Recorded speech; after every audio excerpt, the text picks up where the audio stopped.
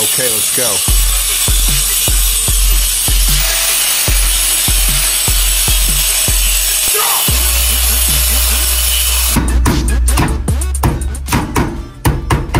Balik tayo dito sa pagko-convert natin ng unit. So makikita nyo to, skeletal.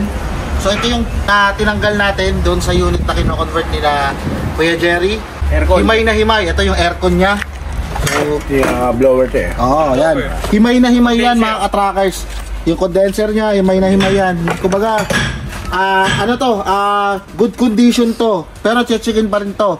Actually mga ka-trackers dito, sige lang Kuya Jerry kanina, sila yung specialista sa mga pagko-convert ng manobela. So, from right hand to left hand.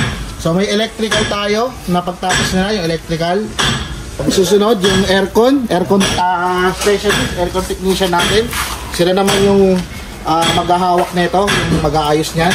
Yung mga electrical natin, makikita ko, pakita natin dito. So, may talaga.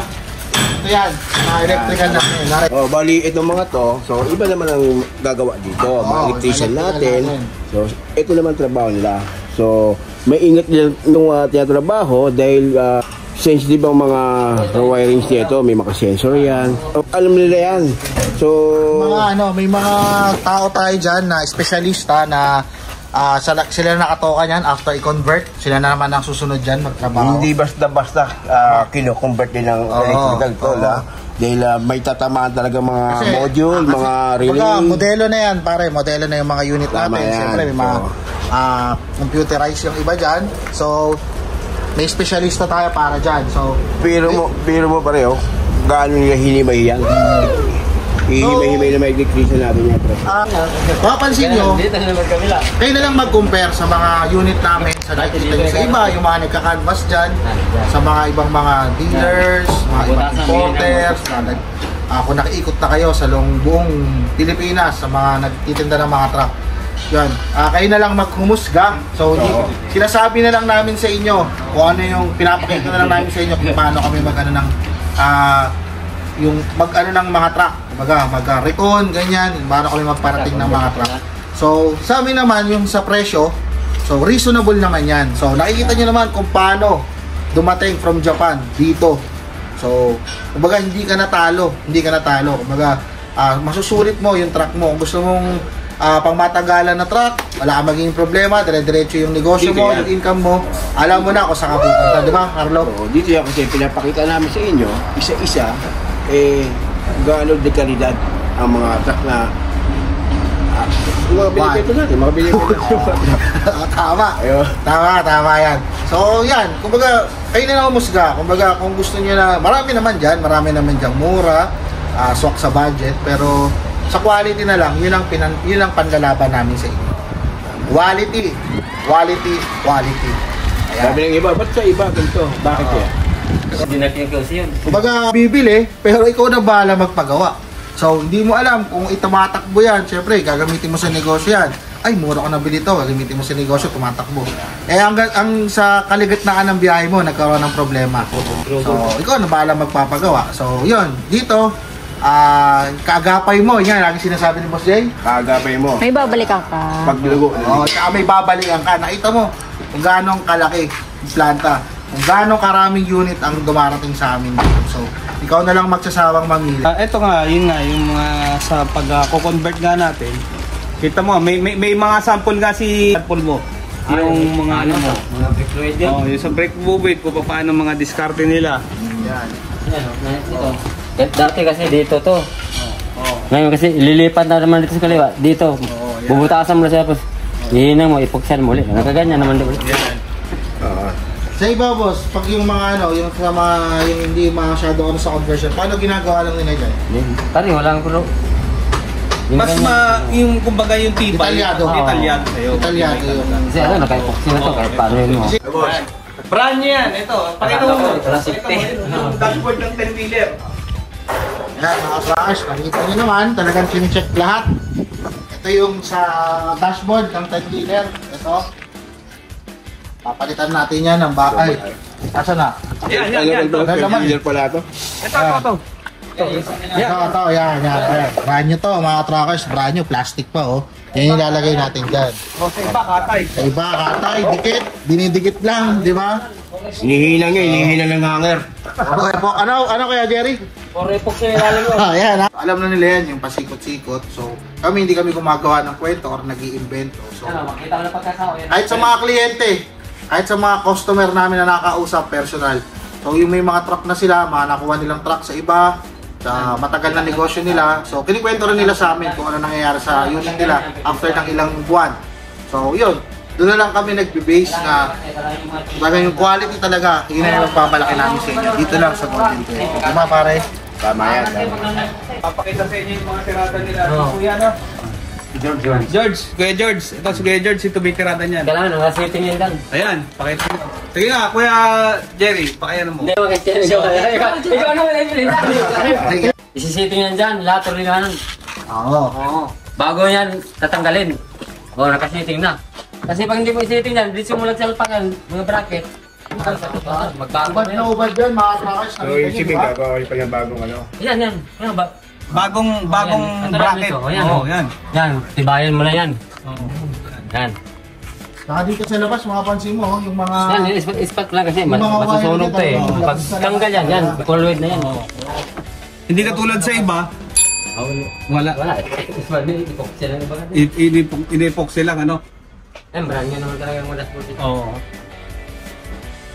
Yan, mga trackers. Pag mas lang niya mabuti. So, makita mo nila ang flooring ko, kung ano Oo. sariwa, walang Oo. bulok-bulok. Ito to, yung flooring, yan ang importante dyan. Talagang sariwa talagang unit. Talagang walang kalawang, walang ano. Sa ilalim, oh. Oo. Walang kalawang din sa ilalim. Yung mauli niya, ilalim eh. Tinta pa nga mga tubo iba dito. Di ba nga, tubo, ano pa Oo. talaga? Okay pa. Yung ano, yung Makinis tetanizing pa. Oo, wala pa Oo. kalawang. Ano, ito'y patunay, 1:23 alas 2 ng madaling araw hanggang alas 2:20. Yan, ito yung ilalim niya. 12-wheeler to, 12-wheeler. 12-wheeler. Wala i-beam. Wala i-beam. Ito yung double I-beam niya. So, naman dyan oh, sa yan. ilalim lahat yan. Pag nagkamali ka dyan, di na parang ka. Di ka. Kumbaga after nilang ibanilik yan, pag binalik yan, may mag-check pa yan, di ba? Mag-check na ng QC natin yan. So, check nila kung tama yung mga pagkakabit, detalyado yung mga pagkakabit. So, kung may mali, ibabalik ulit sa kanila. Paano nila. So, may check natin yan. So, salang-sala lahat ang unit natin dito mga katrackers. Hindi yung bara-bara lang, basta-basta. Bilhin mo yan, o sige, bahala ka, labas mo na yan. Bayaran mo ako, ikaw na bahala magpagawa dyan. Kasi dito may quality control. Yun ang tatak natin dyan mga katrackers. Yun ang binabalik-balikan sa atin mga trackers yan. Kasi iba talaga nagtatanong sa iba, sobrang mura daw. May mga presyo ka nga makikita na sobrang mura, mga 10-wheeler. Pero bakit yung mga talaga bumibili na truck dito dumadayo?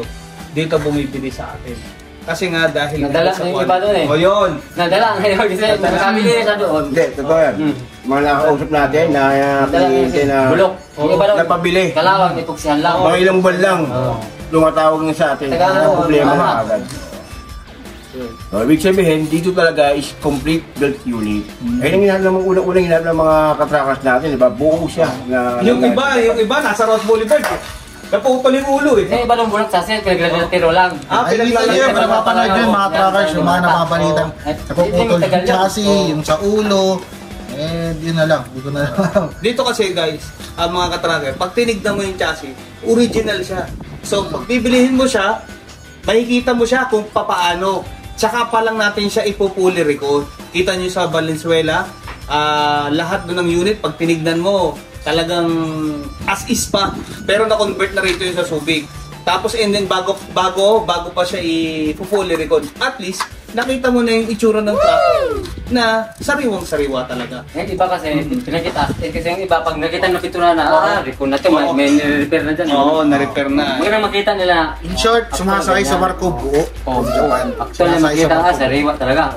Pag sabi lang, pintura nyo. Oo, tsaka natin pipinturahan, di ba? Kaya makita na unit, Oo. sariwa. May bulok sa body. Ayos. Kasi like for example, ayan no, O yan. 123, Yan, hindi na mapapinturahan sa Oo. Ipabapping lang yan, pakinisin lang yan. Ipabapping lang yan, oo. Bago naman tingnan yan. Kasi yung isa iba, yung ibang 10-wheeler nila, inaabot na ng 4 taon eh. Nire-repair na yun. Oo, di ba? Yung iba kasi nagbebenta yung Tagal ng 10-wheeler stocks nila, ang tagal ng stock. Repair na yun. Oo, ang Nire-repair tagal na ng bago stock, ang tagal na sa yarda nila. Hindi katulad dito. Ito, bagong-bago. Sa atin tuloy-tuloy, di ba? Nabapping na yan, kinis na ulit. Oo, ganun. Ganong kalakas ang Golden 20.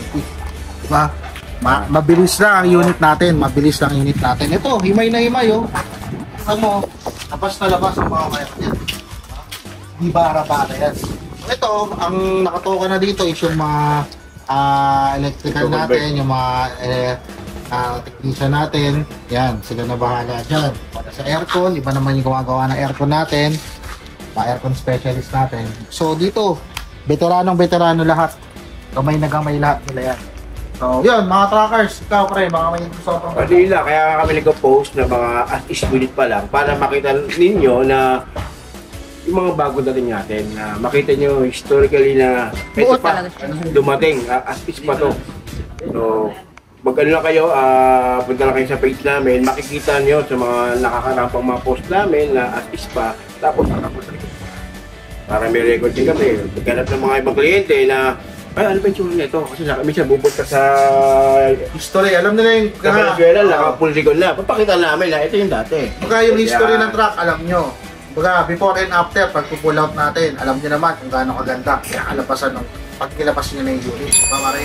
Kaya dito sa Subi, sa Yarda, so pakikita nyo, post namin yung mga artist pa to. Mga bago natin, nakita naman nyo, may guild pa. Itong mga nakarang tinggulan dumating. So, panganin nyo, kaya may sabi namin tawag lang agad kayo dahil kagaya na experience sa taga Mindanao. Isang kinabukasan na, wala na kung nakakabot.